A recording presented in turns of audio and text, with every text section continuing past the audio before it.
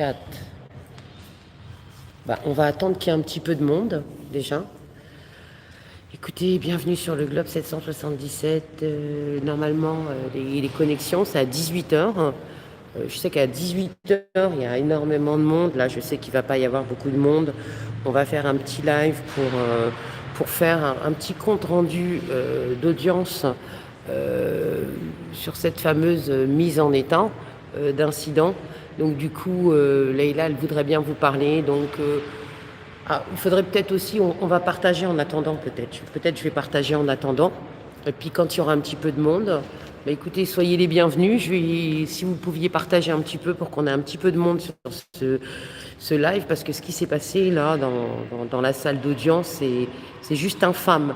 Comme quoi, des fois, dès qu'il est question, salam alaikum Amak, j'espère que ça avance pour Leïla, j'espère que ça avance pour la dame. Écoute, vu comment ils se sont comportés là, devant nos yeux, quasi, il ne voulait pas que son avocat plaide.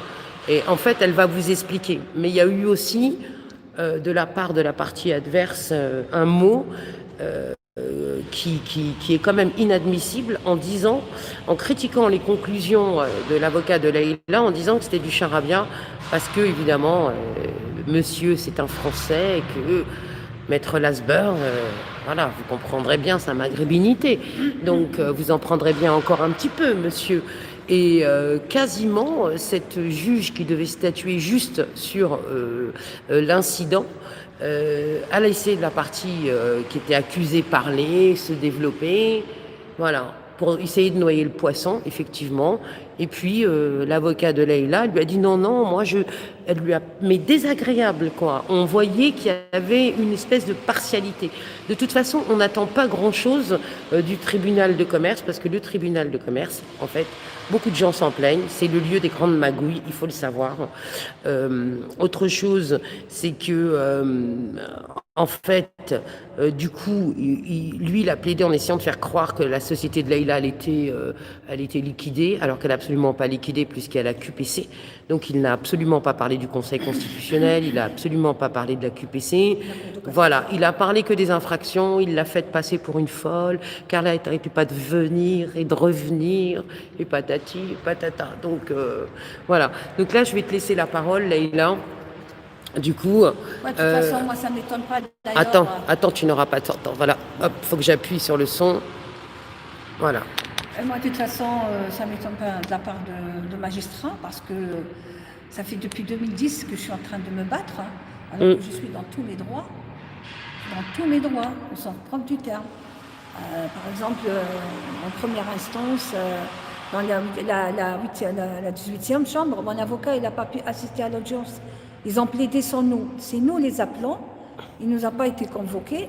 Et après, ils disent que l'avocat, il n'est peut-être pas présent, qu'il n'a pas déposé des conclusions. Non, mais là, son attitude, par exemple, c'est faux. Moi, je parle de la 18e chambre il y a longtemps. Aujourd'hui, on revient devant la Cour par rapport à un jugement qui est rendu par le tribunal de commerce pour ceux qui ont utilisé mon identité. L'usurpation d'identité.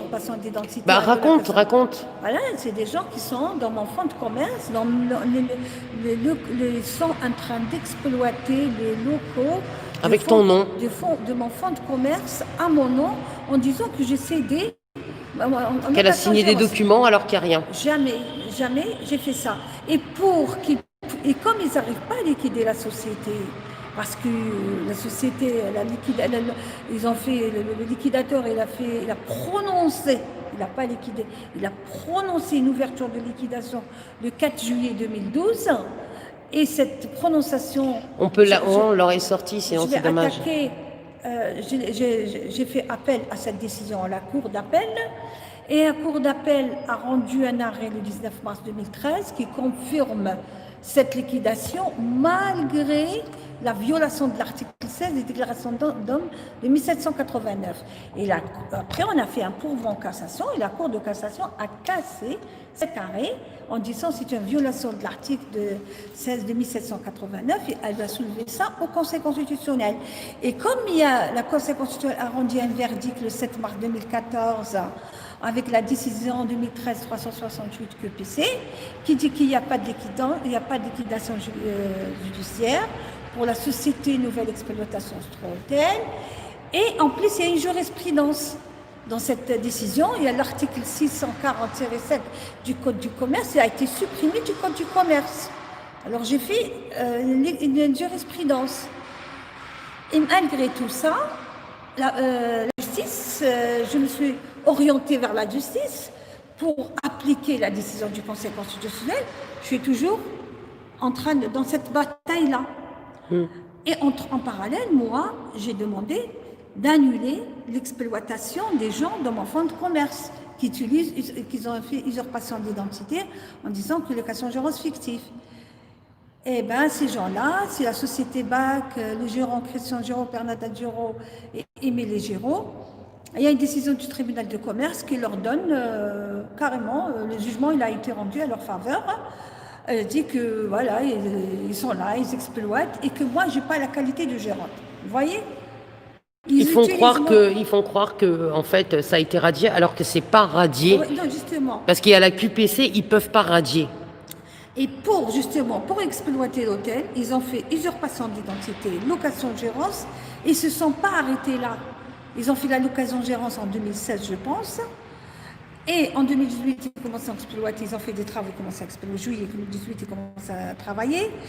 Et en 9 avril 2019, le même liquidateur, SP Brouard 2D, qui a fait l'autosaisine de la liquidation judiciaire, au lieu d'appliquer... Quelqu'un qui dit qu'il faut saisir le défenseur des droits, peut-être.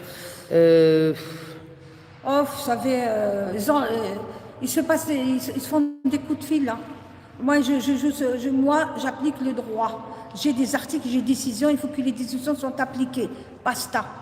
La justice, elle est là, et les décisions sont là, il faut que ça soit appliqué, exécuté. Alors, parce que demain... Ouais, vas-y. Je n'ai pas terminé parce que, comme j'ai dit qu'il n'a pas pu, comme ils n'ont pas pu liquider la société, en 2019, ils reviennent, le même liquidateur, il fait la radiation de la société en disant pour insuffisance d'activité.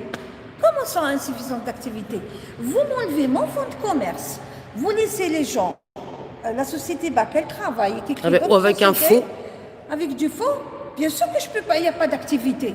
Puisque c'est les escrocs qui travaillent. C'est eux qui travaillent à ma place. On ne dit pas ça parce que... Ouais, c'est lui qui travaille à ma place. Il exploite, il prend mon fonds de commerce, il exploite. Après, madame la gérante, vous voyez, madame, on radie votre société, il y a insuffisance d'actifs. Comment vous voulez que je peux avoir de l'actif alors que c'est la société BAC qui exploite? Et c'est pour ça que je suis au tribunal, pour dire non, vous sortez, vous n'avez pas le droit d'exploiter à ma place.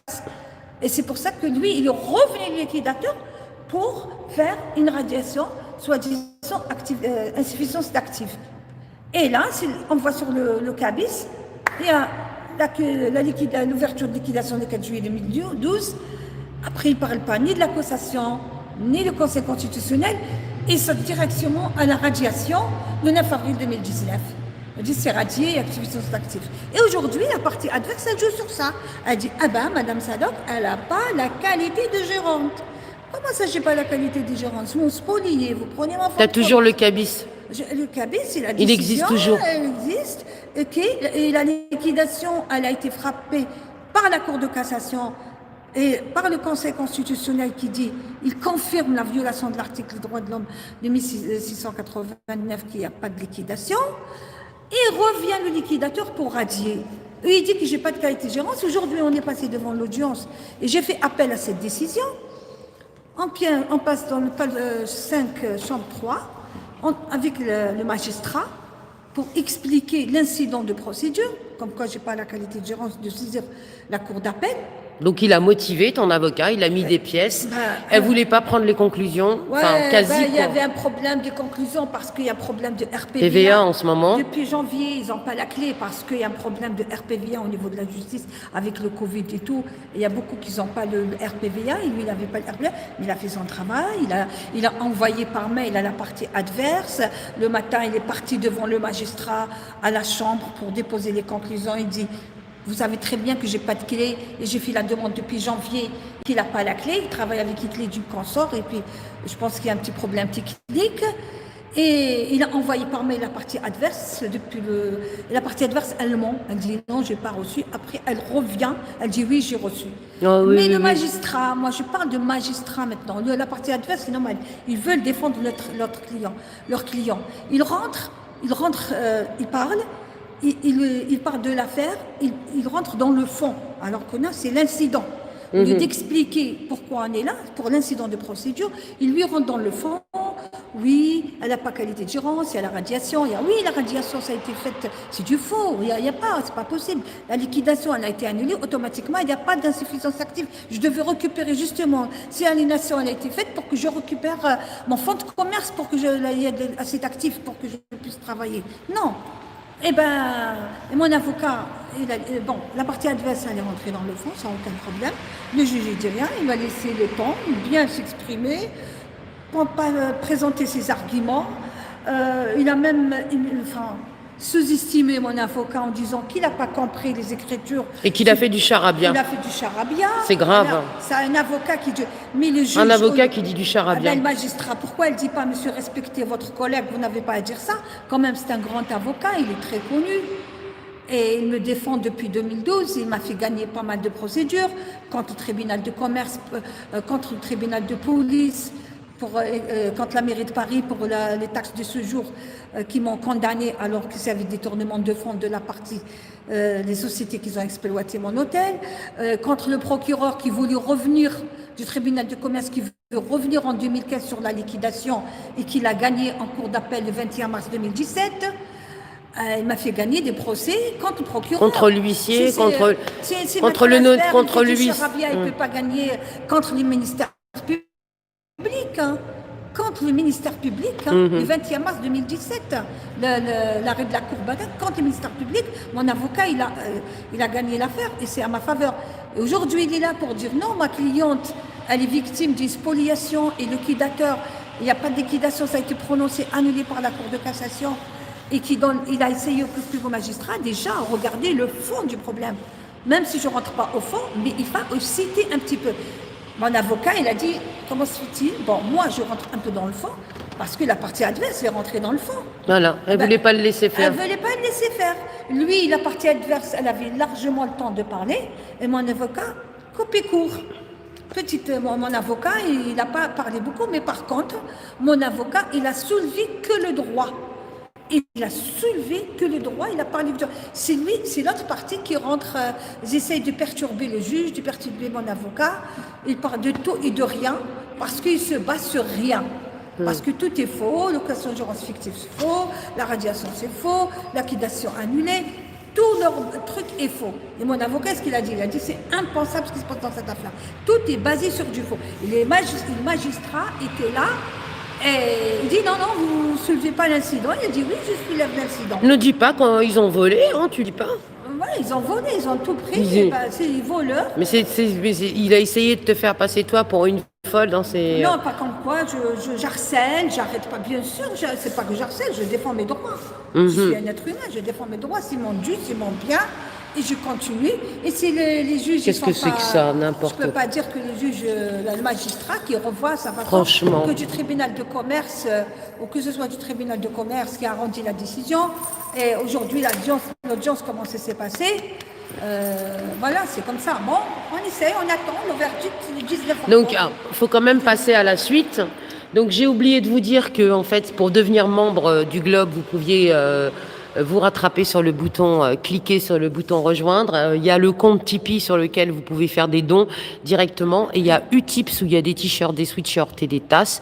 Seulement, tout ce qui est produit Utips, c'est quasiment que pour faire de la pub parce que je touche pas grand-chose là-dessus. C'est surtout pour faire de la promotion. Moi-même, j'ai pas eu encore les moyens de me payer un t-shirt. Donc, j'ai pas eu les moyens de me payer un t-shirt. J'ai pu me payer qu'une tasse.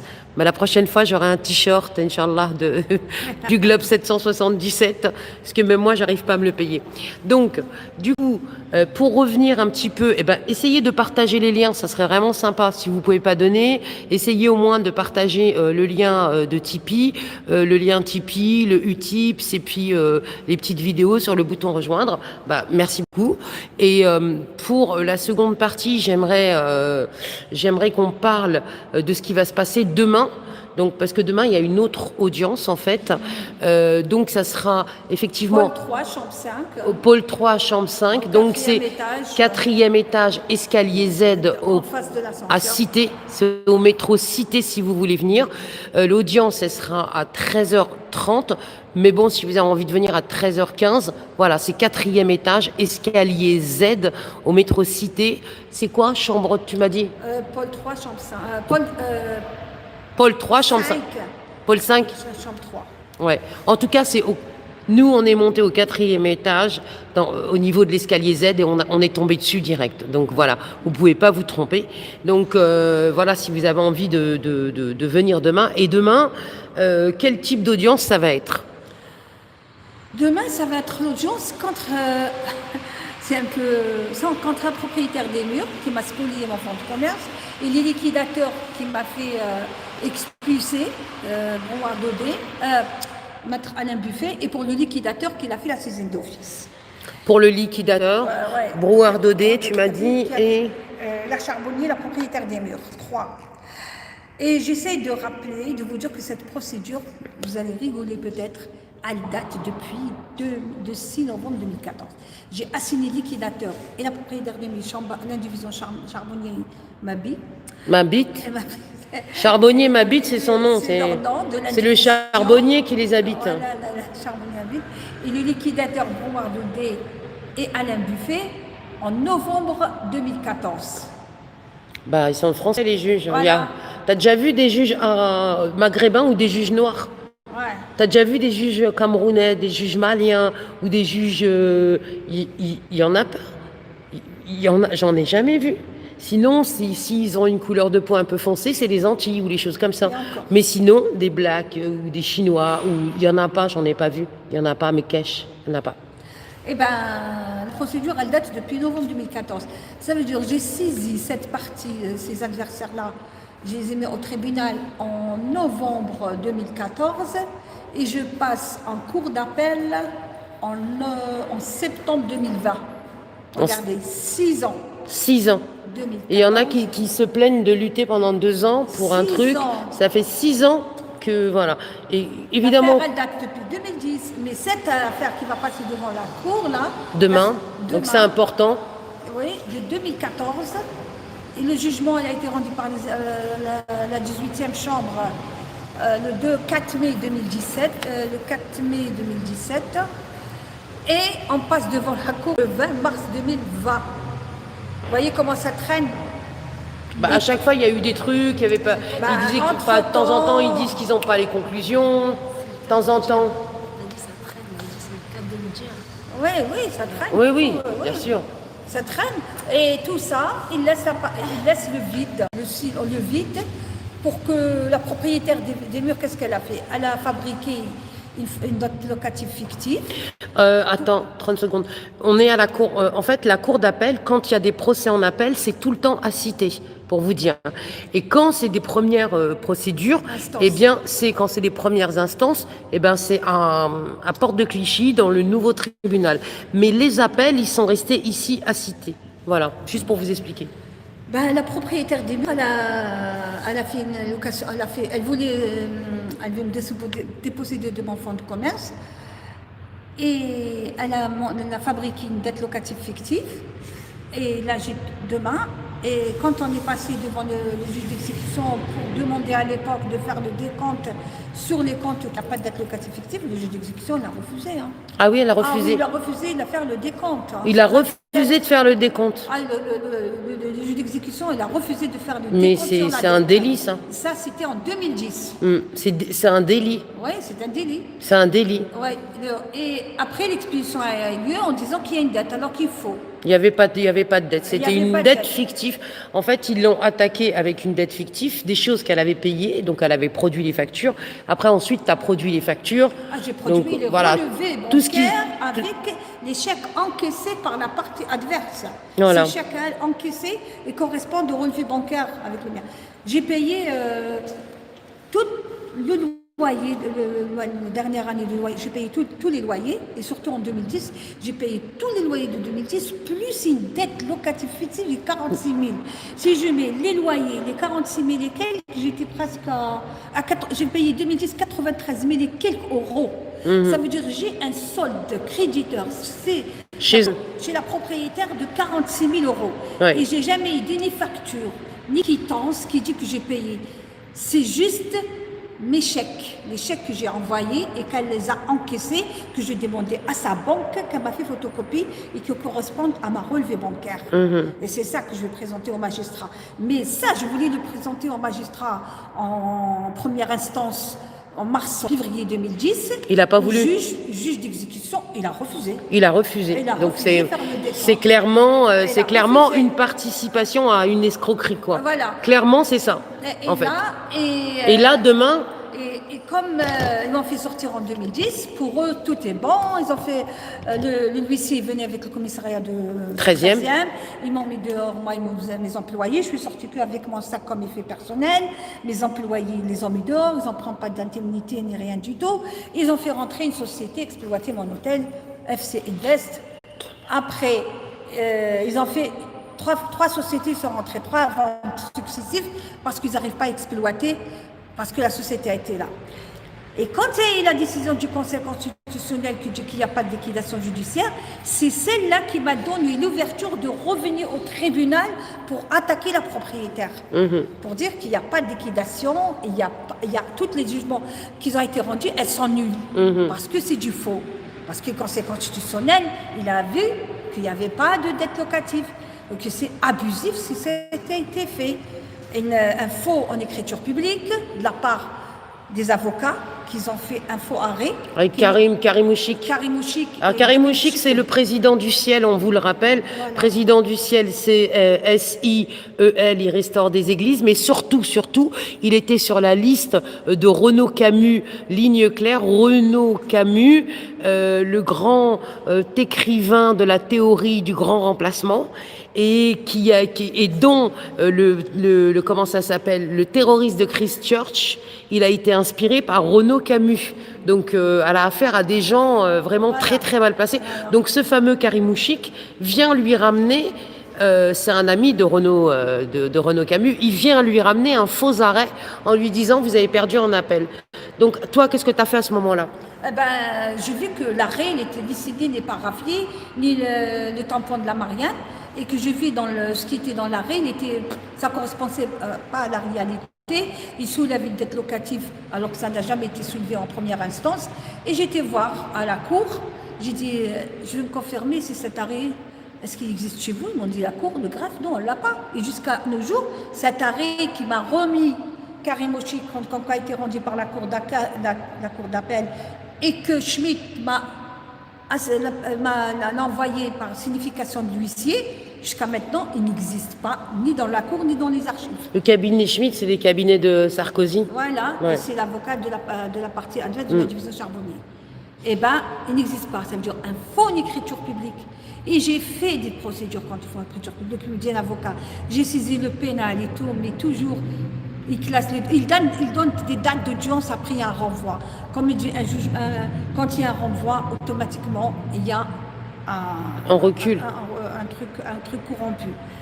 Et c'est la chance que j'ai pu avoir, c'est la décision du Conseil constitutionnel qui m'a donné de revenir au tribunal en attaquant le propriétaire et le liquidateur et l'huissier et que Mais si elle a, si, Mehdi, elle a un avocat et demain il va y avoir aussi une procédure. Non, non, il y a une décision du Conseil constitutionnel. Donc, au bout du compte, ils seront obligés de l'appliquer. Surtout qu'il y a une partie adverse, le liquidateur, il est attaqué, il s'est même pas constitué. Non, non, je pense que vraiment on est sur la fin de l'affaire. Mais là, là, ce qu'on est en train de dénoncer, que tout à l'heure au tribunal, il y avait quand même une inéquité, il y avait une partialité. On voyait que la juge, en fait, elle prenait parti pour l'avocat qui était en tout cas pour ceux que tu attaques. Et voilà. Donc elle était un peu gênée de prendre les conclusions, mais elle a été obligée de les faire. Donc ils vont être obligés de le faire. Donc tant la justice va être rendue, même si voilà. Donc demain, c'est vraiment demain, c'est vraiment par rapport encore une fois, par rapport à ces fausses factures fictives qui t'ont réclamé. C'est une dette, c'est une dette qu'ils lui ont réclamée alors qu'elle a déjà payé, et eux ils l'attaquent sur ces trucs-là. Il n'a jamais voulu faire une décompte. Ils n'ont jamais voulu faire le décompte. De la dette. Voilà. Donc, ce que vous pouvez faire, vous, attends, parce que je vais demander, ce que vous pouvez faire, c'est vraiment partager à fond cette vidéo, parce que tant que ça sera pas médiatisé, eh ben, en fait, ils vont pas faire monter cette QPC. On n'arrête pas avec la décision, avec la QPC, décision de la QPC 2013, décision 2013-368, décision du 7 mars 2014, que j'ai posté en dessous de l'autre vidéo. La décision du Conseil constitutionnel, je vais le poster dans la petite vidéo d'appel. Et s'il y a des gens qui peuvent venir demain au tribunal à 13h, s'il y a des liveurs qui m'écoutent, qui peuvent venir demain pour essayer de filmer, pour essayer de faire un peu de bruit, de faire connaître l'affaire encore plus, c'est hyper important. Parce qu'aujourd'hui, c'est vrai, il n'y a que moi, mais il faut vraiment que ça se démocratise, parce que c'est pas possible qu'un tribunal de commerce puisse spolier des affaires comme ça. Et il y a clairement un fait de racisme dans cette affaire, parce qu'on a bien vu, parce qu'en fait, il y a eu un moment donné où même Sarkozy avait vu qu'il y avait trop de Maghrébins, qu'il y avait des hôtels, des restaurants, donc ils envoyaient les services d'hygiène, ils faisaient fermer et ils spoliaient et ils liquidaient à tour de bras. Dans toutes ces liquidations, automatiquement, il y a eu des injustices. Donc c'est aussi pour ça, elle n'est pas là que pour elle, parce que une femme toute seule qui monte au Conseil constitutionnel, qui fait une QPC, alors que la QPC et une jurisprudence, elle a fait retirer un article. Et il y a un autre truc que tu as réussi à avoir pour les petites entreprises. Oui, c'est que maintenant les petites entreprises, les petits commerçants, ils ont le droit, la priorité d'acheter, le droit de préemption pour acheter les murs. Voilà, droit de préemption, c'est grâce à elle que il y a eu. Donc c'est grâce à la société Stro Nouvelle Exploitation d'Hôtels qu'il y a eu le droit de préemption pour les petites entreprises. Donc elle a fait beaucoup, en fait. Elle fait pas que pour elle. En fait, ce qu'elle a fait, ça va concerner des milliers de personnes derrière. Donc et du coup, on se retrouve, je dis pas seule parce que bon, elle est avec moi et que je suis téméraire et que je lâche rien. Mais ce qu'on a besoin là, c'est vraiment d'une impulsion humaine et une impulsion de communication. Donc si vous pouvez partager, ceux qui peuvent reprendre sur leur chaîne, ils reprennent sur leur chaîne, ils le reprennent sur leur chaîne. Et demain, il va y avoir une autre audience. Et là, ils vont se retrouver coincés. Et c'est comme ça que la QPC, elle va s'appliquer. Parce qu'eux, ils en parlent même pas de la QPC dans leur motivation. Ils veulent pas en entendre parler. Ils font comme si ça n'existait pas. Voilà. Et nous, demain, je veux dire, c'est comme le juge d'exécution, il ne voulait pas ouvrir le décompte. En passant devant la cour est obligée d'ouvrir le décompte. Elle dit, on veut bien voir la révision des loyers, si ça a été payé ou pas. Parce que c'est le motif, c'était les loyers. Oui. Les loyers, tout a été payé. Et donc j'ai voilà. un solde créditeur. En plus, même il y a un jugement rendu à ma faveur en 2012 que la propriétaire devait payer des frais de la chaudière avec l'expertise de presque 38 000 € avec frais de dépôt. Et... T'auras une stèle à ton nom, il t'a dit. Dis-lui qui c'est que t'as fait tomber. Attends, parce qu'il y a des gens qui sont tombés dans cette affaire. Hein. Oui, le maître Alain Buffet, il a perdu. Il a été radié. C'est le notaire. Notaire, pas encore. Hein. C'est le juge, cette fois-ci, il annule les actes. Le notaire, il tombe pas. Parce que le notaire, il a fait des faux actes.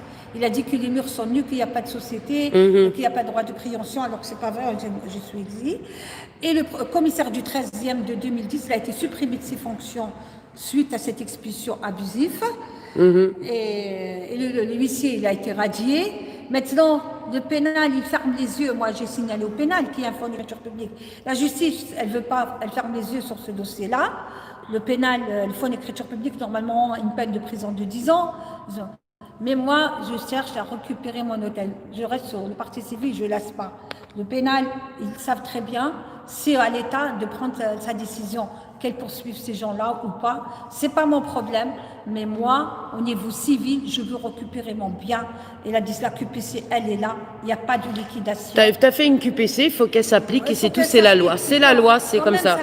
Et en plus, du coup, le combat qu'elle est en train de mener, il démontre que effectivement, il y a plein de gens qui se sont fait, comment ça s'appelle, liquider en perdant des droits, en se faisant violer d'un point de vue de leurs droits.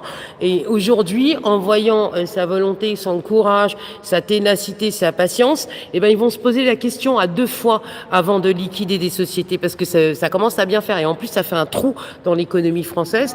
Et ça nous regarde, l'économie française, et la justice nous regarde, et la liberté, elle nous regarde.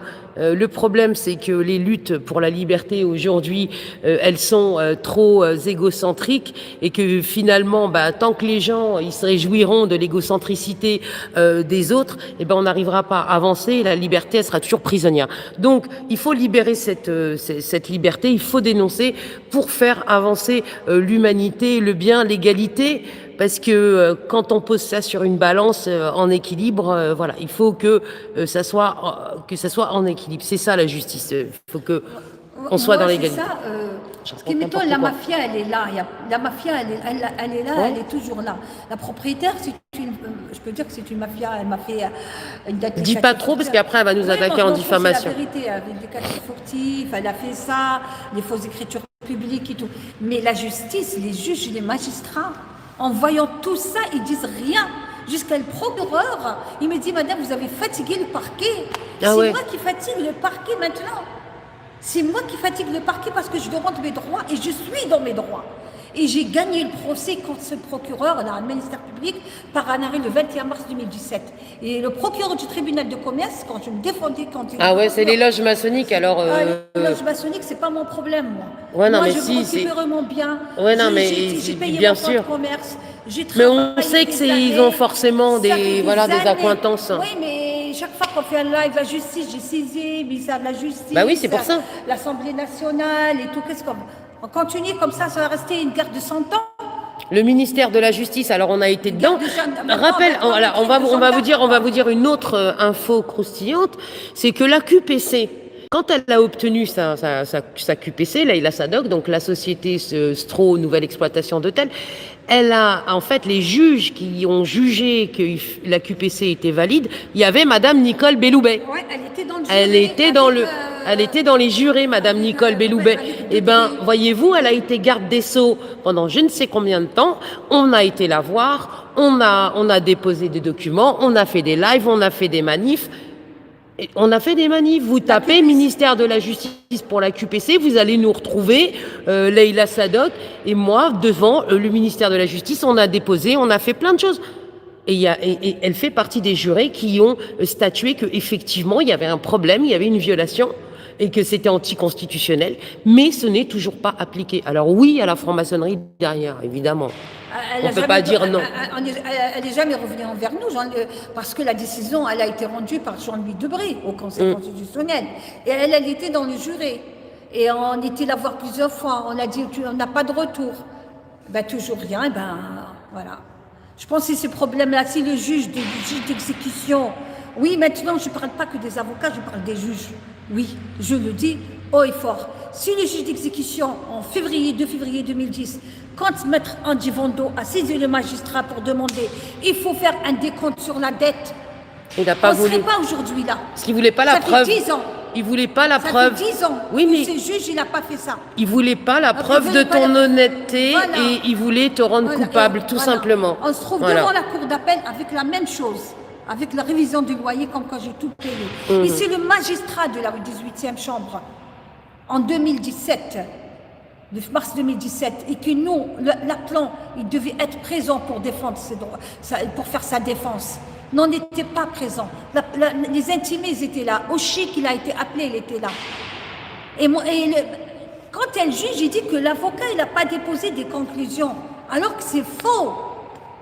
Mon avocat a déposé conclusion. Moi, si je ne faisais pas confiance à mon avocat et j'étais pas là avec lui, et j'ai vu comment il a envoyé et comment il a déposé le dossier le jour de mise en état, je dis peut-être mon avocat n'a pas fait son travail, mais j'étais présente.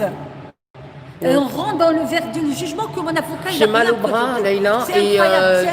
Je pense que je fais appel à Macron, carrément, qui revoit, qui dit que le peuple, on est débordé, mais c'est pas possible. La justice va mal, monsieur Macron.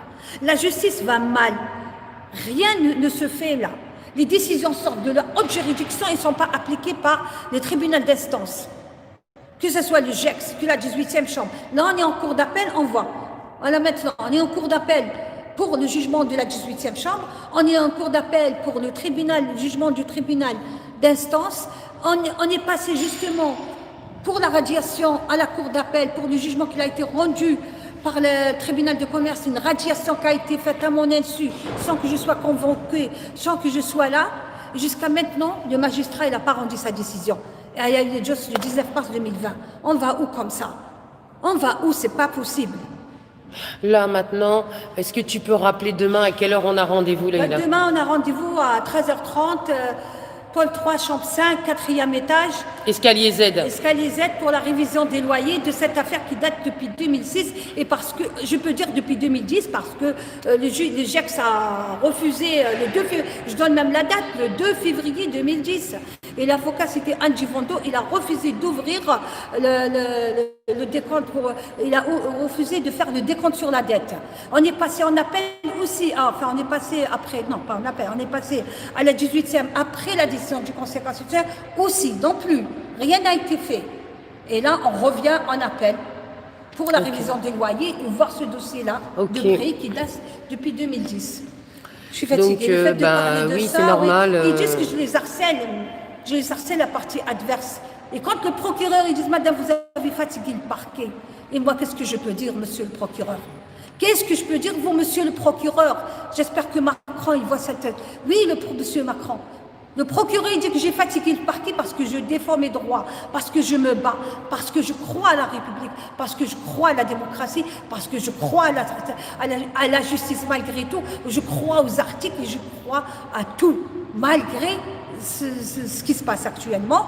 Mais je peux dire que j'ai l'arrêt de la Cour de cassation, que j'ai gagné contre le procureur, j'ai gagné contre la ville de Paris pour le taxe de séjour, j'ai gagné au Conseil constitutionnel. Demain, tu gagneras, Inch'Allah. En tout cas, du coup, moi, je vais vous laisser. Je vous rappelle le rendez-vous. Demain, c'est à 13h30. À 13h30, 4e étage, escalier Z. En face de l'ascenseur. En face de l'ascenseur. Vous continuez. Il y a une petite marche qui descend, quelques petites marches, et vous y êtes. Sinon, ce que je vous demanderai, c'est de partager la vidéo, de la commenter, de la liker. Et si vous n'avez toujours pas rejoint le Globe, et ben voilà. Si vous voulez devenir membre, vous cliquez sur le bouton rejoindre. Alors, elle veut dire un dernier mot. Moi, je dis simplement, essaye de partager, essaye de prendre conscience. Ce qui m'est arrivé, il peut arriver aux autres. C'est déjà arrivé aux autres. Mais il y a des gens qui tombent malades, ils ne peuvent pas tenir le coup. Il y a des gens qui sont en psychiatrie. Il y a des gens qui sont devenus morts. Parce qu'ils ont tout perdu. Ils ont tout perdu, qui sont suicidés. Pour les liquidations abusives. Il peut arriver à d'autres. Alors défendez vos droits. Quand il y a une personne qui défend ses droits, défendez vos droits. Défendez les droits, même si ce n'est pas pour vous, pour la République. Non, mais c'est pour toi. Pour moi. Pour les gens, pour nous tous, je crois. Voilà, le public, pour tout. Pour le public. Voilà. Bon, je vais couper parce que c'est un petit peu long. Et puis, du coup, je vous laisse. Et puis, alors, n'oubliez pas de cliquer sur le bouton rejoindre pour nous rejoindre. Demain, 13h30, donc, c'est à Cité, métro Cité, c'est la cour d'appel. Escalier Z, 4e étage, en face de l'ascenseur. Voilà, venez. Et puis surtout, partagez, c'est hyper important. Voilà, n'oubliez pas de liker. Vous savez qu'on a des difficultés, on a aussi des difficultés avec ce support-là. Et moi, j'aimerais bien qu'il soit vraiment partagé au maximum parce que ça fait déjà plus d'1 an qu'on est sur cette affaire-là. Parce que Leïla, il faut savoir que en fait, je l'ai trouvé, elle est en train de s'époumoner au milieu des gilets jaunes. Tout le monde lui disait de se taire pour son affaire, personne ne voulait en entendre parler. Et moi, je lui dis, tiens, qui est cette femme que tout le monde rejette? Donc c'est pour ça que j'ai décidé d'en parler. Voilà, donc je vous laisse sur le Globe 777. Profitez de tous les supports qu'on a pu faire hier. Partagez, likez et n'oubliez pas de passer, de mettre un petit quelque chose sur le compte Tipeee ou d'acheter des t-shirts ou je sais pas quoi. Enfin, bref, je suis obligée de faire la manche à chaque vidéo maintenant. Ok, je vous embrasse, je vous aime en Dieu et je vous dis à bientôt. Merci beaucoup du fond du cœur.